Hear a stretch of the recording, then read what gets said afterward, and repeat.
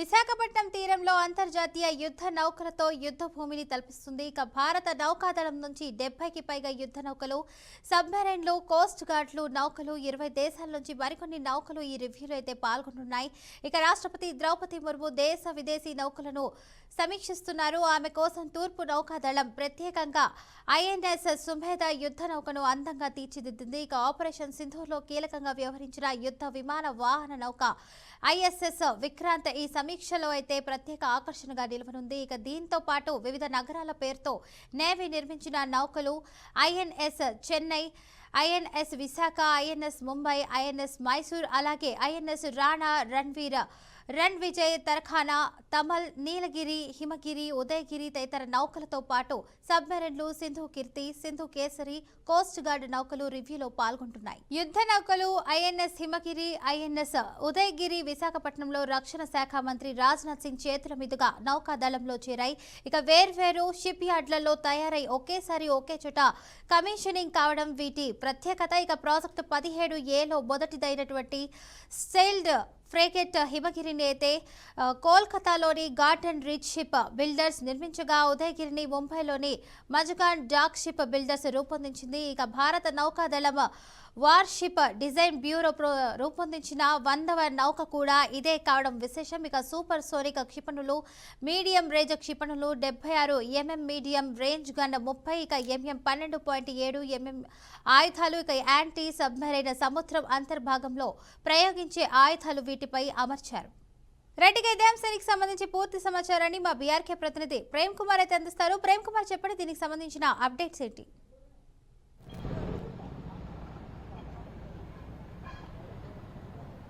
Yes Fatima, విశాఖలో అయితే ఐఎఫ్ఆర్కు సర్వం సిద్ధమైంది. ఇప్పటికే ఇటు నిన్నటికి భారత రాష్ట్రపతి అలాగే భారతదేశ ప్రథమ పౌరురాలు ద్రౌపది ముర్ము కూడా నిన్న విశాఖ ఎయిర్పోర్ట్కి చేరుకున్న పరిస్థితి కనబడింది.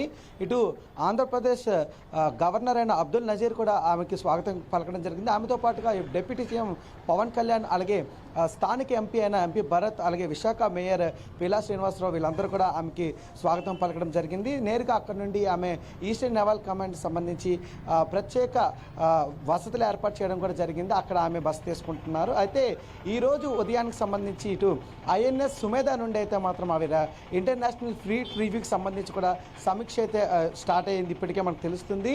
అవి సమీక్షిస్తున్న పరిస్థితి కూడా కనబడుతుంది. అయితే భారతదేశానికి సుప్రీం కమాండర్గా కూడా ఆమె వహిస్తున్న కూడా విషయం మనకు తెలిసింది. అయితే ఇదే నేపథ్యంలో నిన్న సాయంత్రం విశాఖకి ఆంధ్రప్రదేశ్ రాష్ట్ర సీఎం చంద్రబాబు నాయుడు కూడా ఇటు చేరుకోవడం జరిగింది.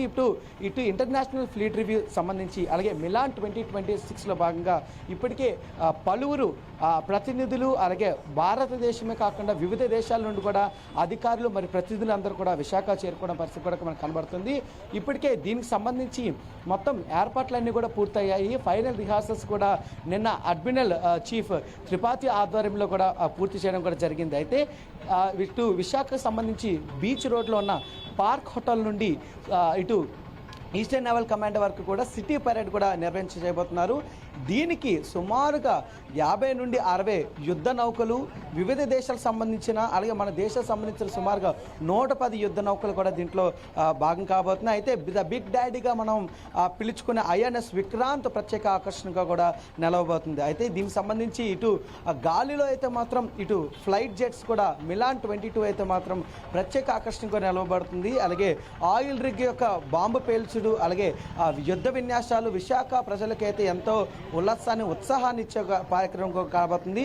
అలాగే ఇటు ఇంటర్నేషనల్ ఫ్లీట్ రివ్యూ అంటే ఇటు ఇండో పసిఫిక్ సంబంధించి ఇటు ఏర్పాట్లు చేయడం, అలాగే ఇండో పసిఫిక్ అనుబంధంగా ఉన్న మొత్తం రాష్ట్రాలు కానీ అటు దేశాలన్నీ కూడా పాల్గొనడం కూడా ప్రత్యేక ఆకర్షణగా నిలవబోతుంది. అయితే దీనికి సంబంధించి ఇటు ఈ రోజు నుండి ఈ నెల 25వ తారీఖు వరకు కూడా పూర్తిగా సుమారు వారం రోజుల పాటు వివిధ రకమైన రిహార్సల్స్ అయితే కానీ వివిధ రకమైన కార్యక్రమాలు అయితే కూడా జరగబోతున్నాయి. దీనికి సంబంధించి అయితే పూర్తిగా అన్ని ఏర్పాట్లు కూడా చేయడం కూడా జరిగింది. అయితే సుమారుగా 6 లక్షల మంది తిలకించే విధంగా కూడా ఇటు ప్రత్యక్షంగా కానీ పరోక్షంగా కానీ తిలకించే విధంగా ఏర్పాట్లు కూడా చేశారు. దీనికి సంబంధించి మొత్తం 61 దేశాలు పాల్గొనబోతున్నాయి ఫాతిమా ఈ యొక్క ఫ్లీట్ రివ్యూలో 113 దేశ మరియు విదేశీ యుద్ధ నౌకలు కూడా ఉంటున్నాయి. అదేవిధంగా 50 యుద్ధ విమానాలు మరియు హెలికాప్టర్స్ కూడా దీంట్లో ఉంటున్నారు. దీనికి సంబంధించి అయితే మాత్రం ఇటు మిగతా దేశాలన్నీ సంబంధించి కూడా 4,000 మంది విదేశీ ప్రతినిధులు కూడా ఈ యొక్క అత్యంత ప్రతిష్టాత్మకమైన ఇంటర్నేషనల్ ఫ్లీట్ రివ్యూ మరియు మిలాన్ 2026లో మాత్రం పాల్గొబోతున్నారు. ప్రస్తుతానికైతే మాత్రం ఇటు చాలా ప్రతిష్టాత్మకంగా అయితే మాత్రం ఆంధ్రప్రదేశ్ రాష్ట్ర ప్రభుత్వం ఈ యొక్క కార్యక్రమాన్ని తీసుకోవడం కూడా జరిగింది. అయితే దీనికి సంబంధించి ప్రస్తుతం మనం ఇటు మెయిన్ స్టేజ్ ఏదైతే ఎక్కడైతే సుప్రీం కమాండర్ వీక్షించబోతున్నారో మెయిన్ స్టేజ్ వద్ద మనం ఉన్నాం. ఇక్కడ నుండే అధికారులు కానీ దేశ విదేశ ప్రతినిధులందరూ కూడా ఇక్కడికి రాబోతున్నారు. ఇదే విషయానికి సంబంధించి ఇటు అంతర్జాతీయ మీడియా నుండే కానీ దేశ విదేశాల మీడియా నుండి కూడా కొంతమంది ప్రతినిధులు కూడా విశాఖ చేరుకోవడం కూడా కొంత ప్రాధాన్యత అయితే సంతరించుకున్నదని చెప్పాలి. అయితే ప్రత్యేకంగా ఈ యొక్క యుద్ధ నౌకలు సంబంధించి అయితే మాత్రం ప్రత్యేక ఆకర్షణకు కూడా నిలవబడుతున్నాయి.